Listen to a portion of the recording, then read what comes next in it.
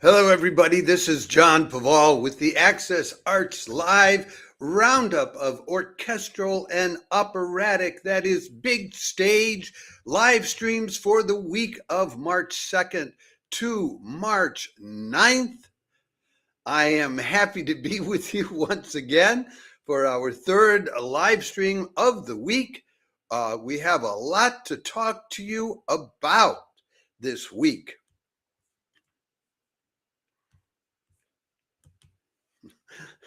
We've got Mozartian laughter, we've got Verdian opera, we've got fiddlers and bagpipes, American jazz in the heart of Russia, a 3-orchestra extravaganza in Brazil, Afro-American music in both Cincinnati and Detroit in the heart of the American industrial Midwest. What a week of live streaming, all of which is free of charge. Everything I'm going to be telling you about. So let me get right to it. And remind you, if you're watching this, before I do that, as usual, if you value this kind of music and experience, do yourself a favor and follow and or subscribe to Access Arts Live. We're on Facebook, YouTube, X, TikTok, Instagram, Threads, and LinkedIn. And with that, let me get on to the first of this week's live streams. Violinist conductor Jan Söderblom must have a sense of humor because he really lets it loose in the Tapiloa Sinfonietta's live stream concert March 5th with a program built entirely around Mozart, the composer who made Tchaikovsky, yes, even Tchaikovsky, happy. That'll be at 5:30 in the evening European time on Thursday, 11:30 in the morning on the East Coast, 8:30 in the morning on the West Coast. I have never understood why Tchaikovsky likes Mozart, because to me they seem so different, especially in terms of how much passion or size there is in their music. But there you have it. Jan Söderblom, he's Finnish. He's currently the artistic director of the Finnish Chamber Orchestra. He also directs 3 annual festivals in Finland and frequently guest conducts with the Helsinki Phil, with Tapiloa, with the Lahti Symphony, etc. And he's also the first concertmaster of the Helsinki Philharmonic Orchestra. He's bringing in a reader to narrate their way through the humor of this evening, Miita Sorvali. Tchaikovsky said, quote, "Mozart conquers me, he makes me happy, he warms me, and the longer I live, the more I love him." All right, so they'll start with a piece by Schnittke called Mozart à la Haydn. Then they'll do Tchaikovsky's Mozartiana, Suite for Orchestra, number 4 in G major, opus 61. And this is in which he takes little pieces of Mozart and turns the whole thing into a suite for orchestra. Then they'll do Igor Stravinsky's Octet for Winds, which also is an imitation of Mozart, variations of Mozart, but in an octet format. And then they'll finish up with 6 German dances. KV 571 by Mozart himself. Voila. If you love Mozart, or if you love Tchaikovsky, or if you just want to have a good time, call the Tapiloa Sinfonietta Thursday, March 5th.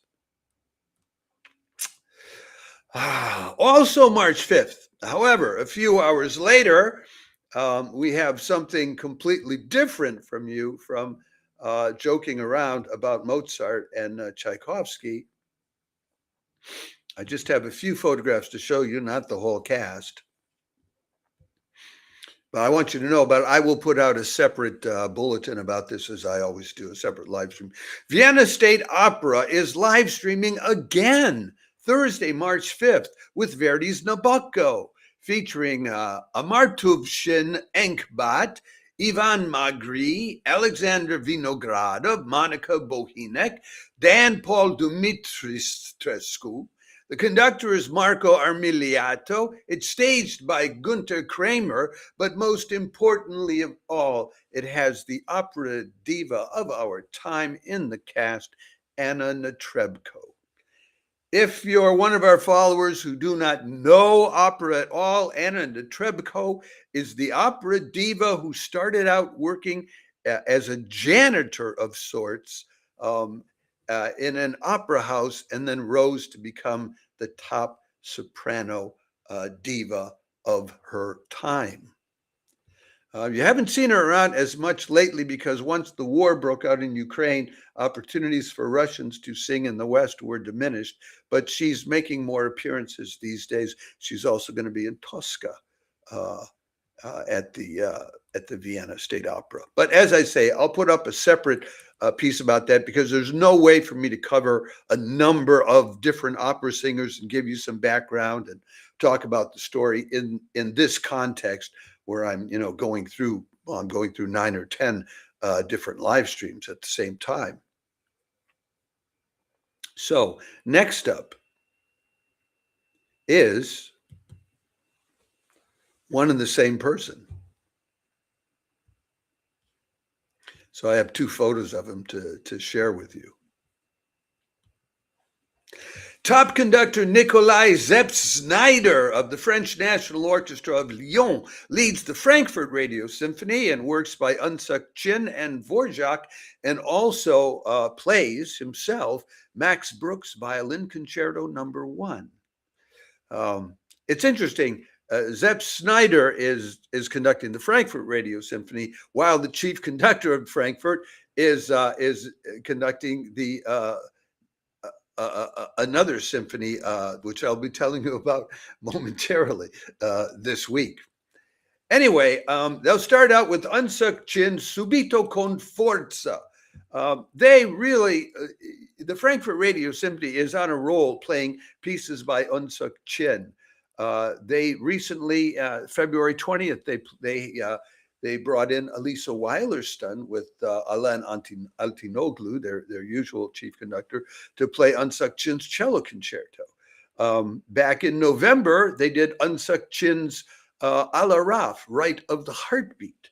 And if you've been following us, Access Arts Live, then you also would have known that last April, the Sao Paulo Opera, whom I'll be talking about in a moment, were doing. They did Operascope by Unsuk Chin, and the Bergen Phil last January did Subito con Forza. So you'd already know this piece. Anyway, so they will start out with that. Then they do Max Bruch's Violin Concerto No. 1 that Szeps-Znaider will both play and conduct, and then they'll do Dvořák Symphony No. 7.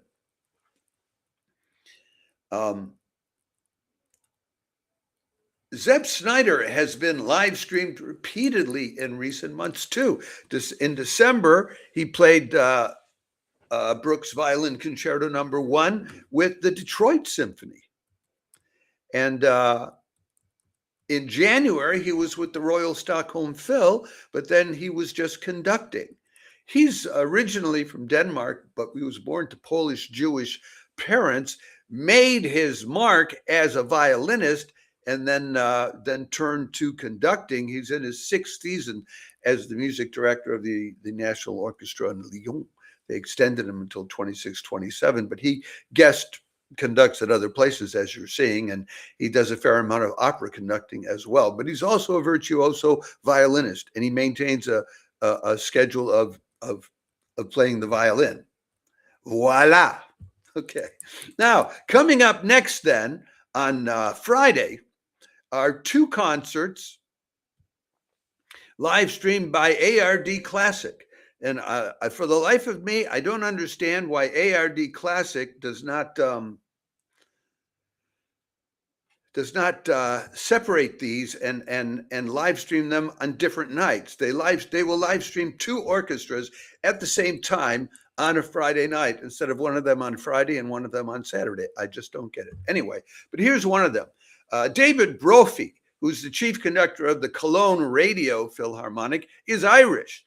And so Friday, March 6th, they are live streaming classics of Irish musical history, joined by fiddler Zoe Conway, guitarist John McIntyre, a couple who played together often in Ireland, and Mark Redmond on the Wheelian pipes, which are not bagpipes. I thought they were, but it's a different kind of pipe. You can see it in the photo there. So this is at 8 o'clock on Friday evening, European time, 2 o'clock on the East Coast, 11 in the morning on the West Coast. This is, fiddles and let me pronounce this correctly, and Wheelian pipes. They'll do pieces like they'll do Sean Davies' Brendan Voyage Suite. They'll do the music of River Dance and other pieces for your Irish music listening delight. Another fun concert. That's 2 this week. I think people are trying to lighten up the Lenten gloom, perhaps, or the winter gloom. Then at the same time, unfortunately, there's another concert, and you have to make a choice. You can't just enjoy both of them unless you look at one of them as a recording, which I don't recommend. Top conductor Alain Altinoglu of the Frankfurt Radio Orchestra is leading the Bavarian Radio Orchestra this week in a rousing program of works by Honegger and Rimsky-Korsakov, with top violinist Frank Peter Zimmermann joining in for a concerto by Frank Martin. That'll be at 8 o'clock Friday evening, European time, 2 o'clock on the East Coast, 11 in the morning on the West Coast. Altinoglu has been the head guy at Frankfurt for 5 years now. He's about 50 years old, so for me, that's the peak of a conductor's career, when they really have all the experience and they still have all the strength and energy to really do the job. And he's also been the musical director at La Monnaie, the opera house in Brussels, since 2015. They will start out with Honegger's Pacific 231, which is a 6-minute homage to the locomotive. So that's lively. Then they do this Frank Martin's violin concerto, played by Frank Peter Zimmermann. If you follow Access Arts Live, you will have seen him play Berg's violin concerto last March with the La Scala Orchestra, and you would have also seen him later in the year playing Beethoven's concerto in D major, Opus 61, last November with the Cologne Philharmonic. So you have had a chance to see him, and tell you a little bit more about him. He in 2010 he founded a group called the Trio Zimmermann, with Antoine Tamestit and Christian Poltera, and they received awards. They recorded Bach, Beethoven, Mozart, Schubert, Schoenberg, Hindemann, and got awards for all of that kind of stuff. And we're told, as a soloist, he has recorded virtually the entire concert repertoire for violin, from Bach to Ligeti, including he did a recording of violin concertos by Beethoven, Bartók, and Berg with the Berlin Philharmonic Orchestra with different conductors, and he got a Gramophone Award and the German Record Critics Award, the Schalenplatz Kritik Prize, as the Germans call it. So that's terrific. And then they'll finish up with Rimsky-Korsakov's Scheherazade, based on 1001 Nights. Just a nice, lovely, exciting kind of concert. So then we move on to Saturday, where again, you're going to be faced with choices between which concert you want to follow, because there are 2 excellent concerts coming out of the United States. And there's another one coming out of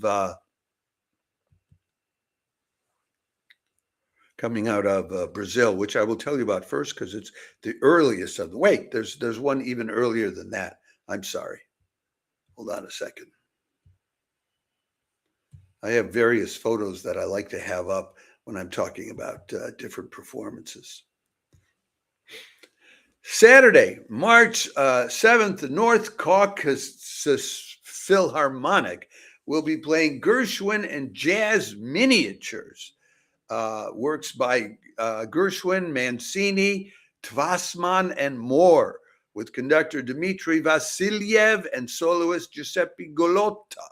That'll be at 2 o'clock in the afternoon European time, 8 in the morning on the East Coast, 5 o'clock in the morning on the West Coast. I don't think anybody's going to get up for that. But midnight down under in Australia, midnight on your Saturday night. That'll be Gershwin's Rhapsody in Blue for piano and orchestra, and his fantasy on themes from the opera Porgy and Bess. And then they'll do pop and jazz miniatures by Mancini, Swassman, and Anderson, and others. We don't have much more information about that. It's the North Caucasian Philharmonic Orchestra. But if you're looking for something to enjoy on Saturday afternoon in Europe, here you have it. Russians playing Gershwin. Who would have thought? Okay. People have no idea how much Russians identify with Western culture. They just don't have any idea. Russians really do identify with it. Anyway, so then we move on to this.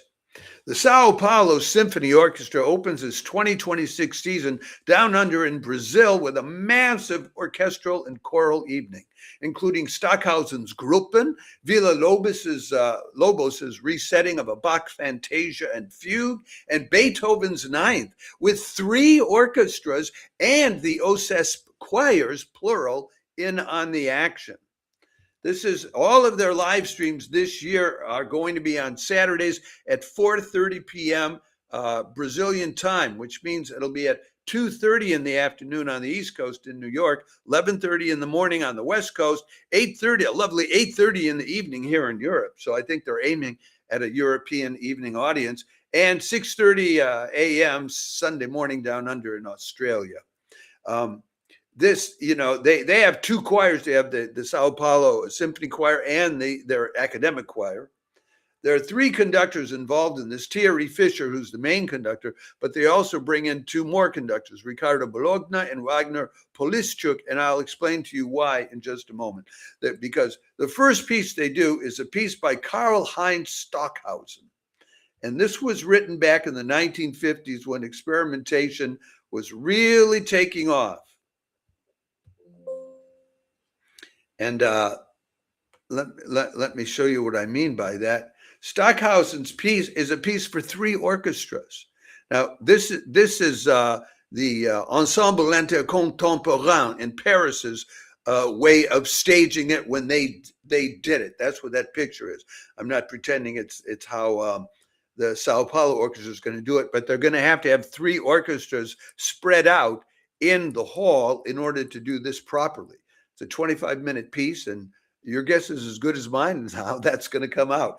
Then they'll do Bach's Fantasy and Fugue as orchestrated by Villa-Lobos, and that's the first half. Then they'll come back and they will do Symphony Number 9 by Beethoven. So then you'll have that whole chorale going on. It'll be a massive evening there in OSES, a lovely afternoon in New York or morning in LA, and a lovely Saturday evening here in Europe. Then following up on that are 2 concerts which will be coming out of the United States, from one of them from Cincinnati and one of them from Detroit. And both of them speak to African American culture in a sense. So let's talk about the first one. Louis Langret returns from the Paris Opéra Comique to lead the Cincinnati Orchestra in performances of a Brahms piano concerto and a Schumann symphony, joined by the phenomenal young pianist Clayton Stevenson. That's at 7:30 in the evening, Eastern Standard Time, 4:30 in the afternoon on the West Coast, 1:30 in the morning here in Europe. Louis Langret was the music director at Cincinnati for a number of years, and then he left to go become the chief conductor at the Opéra Comique, returning to his French roots. But so this is homecoming for him with an orchestra that he knows, obviously likes romantic music. The Brahms concerto they're doing is Concerto Number 2 in B flat major, Opus 83, and Clayton Stevenson is the pianist. He was the winner of the inaugural Nina Simone Piano Concerto competition in 2023 or 2024. I'm not sure which year that was. Then they'll do Schumann's Symphony Number 4 in D minor. Who is this guy, Clayton Stevenson? He's a phenomenon. Started out growing up poor in New York City. Got into Juilliard School's music advancement program. Didn't have a piano. He was practicing on a synthesizer at home until he found an old upright piano on the street. This is, like while he's a teenager and studying at Juilliard. And then at the age of 17, he got a new piano from the Lang Lang Foundation. It was onward and upwards from that. He's playing this concerto. He's playing concertos all over the place this year. He's starting to do that kind of showing off when you get some of these top cellists and you find out that in a year's time, they played everybody's cello concerto or a half a dozen. That's what he's doing.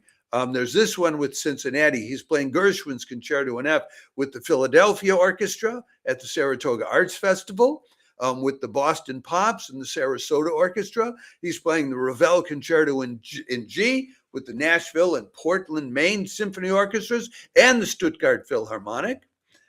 Francois Xavier Roth there.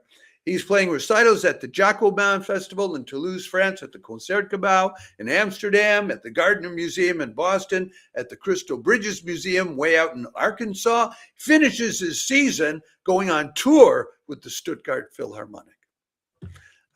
Ended up graduating from the Harvard New England Conservatory of Music dual degree program in the spring 2023 with a BA in economics and a master's in piano performance. First Black finalist ever in the Van Cliburn International Piano Competition, etc. He's a guy you don't want to miss. But, okay, but the evening isn't done yet. That's at 7:30 in Eastern Standard Time. And then you have this excellent concert coming out of Detroit a half an hour later. So maybe what you want to do is listen in to hear the Stevenson on that concerto and then switch to Detroit at 8 o'clock Eastern Standard Time. The Detroit Symphony, led by its former resident conductor Thomas Wilkins, celebrates its 48th annual Classical Roots performance with choral and orchestral works by African-American composers and arrangers in memory of the Underground Railroad, featuring house trombonist Kenneth Tompkins. That's at 8 o'clock Detroit time, 5 o'clock on the West Coast, 2 o'clock in the morning here in Europe, noon the next morning, Sunday morning down under in Australia.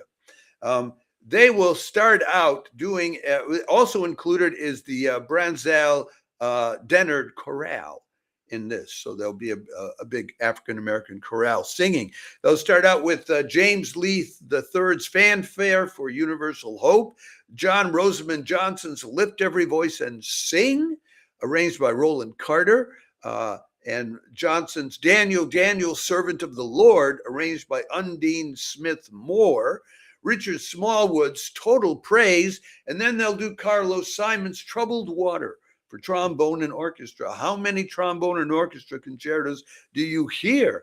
And this piece was premiered by Tompkins and the Detroit Symphony Orchestra back in 2023, just a few years ago. Tompkins is the principal trombonist of the Detroit Symphony Orchestra, in addition to guest artisting with other orchestras around the country. Then they will finish up with William Grant Still's Symphony Number 4, called the Autochthonous Symphony, composed in 1947. I have, I believe, a photograph of William Grant Still that I want to show you as well, in case you don't know him. I want to give you a moment to learn something about it.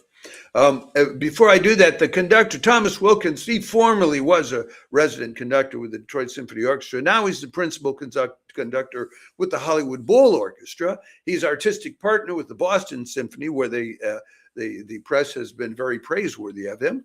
He's principal guest conductor of the Virginia Symphony and teaches orchestral conducting at Indiana University. He's been named to a professorial chair there. I don't have all the details of that name, but he's got a great position there. As for this composer, William Grant Still, I had never heard of him, I'll confess. He has been known as the Dean of African-American composers. He composed nearly 200 works, 5 symphonies, 4 ballets, 9 operas, over 30 choral works. His most famous work is the Afro-American Symphony, composed in 1930. And it was the first major symphony by an African-American composer to be performed by one of the top orchestras, and then later became widely performed in the U.S. Other works that he composed include the ballets Saji and Lenox Avenue, and operas such as The Troubled Island, with a libretto by Langston Hughes, and Highway No. 1 USA. I take the moment to mention that because, well, they're taking the time and energy to focus on African-American heritage in this classical roots concert, which I commend to you. I am originally from Detroit, Michigan. So I always have a heart for whatever it is they are doing there.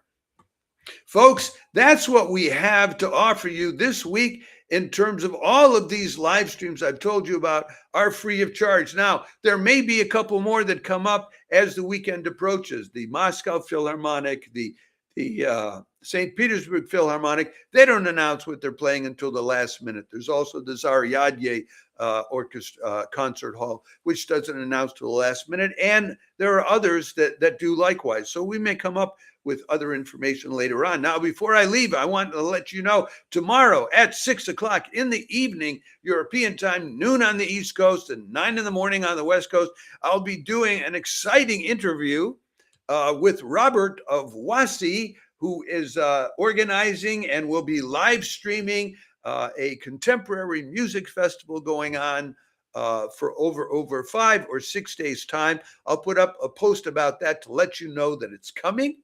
And if you're interested in contemporary composition of all kinds, much of which will be unexpected and new to you, you want to tune into this and see this interview live. It'll be tomorrow, as I said, 6 in the evening, European time, noon on the East Coast, 9 in the morning on the West Coast. With that, I will say, I hope that one, some, more, or any of these orchestral and operatic live streams uplifts you, inspires you, or just shows you a heck of a good time.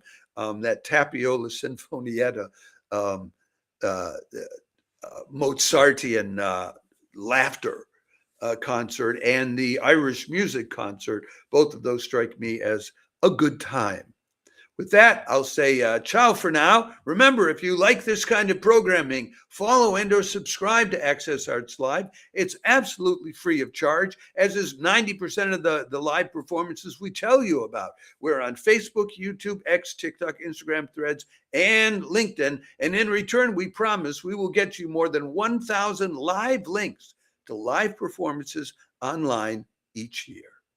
With that, I will say ciao for now. Have a great weekend enjoying these live streams.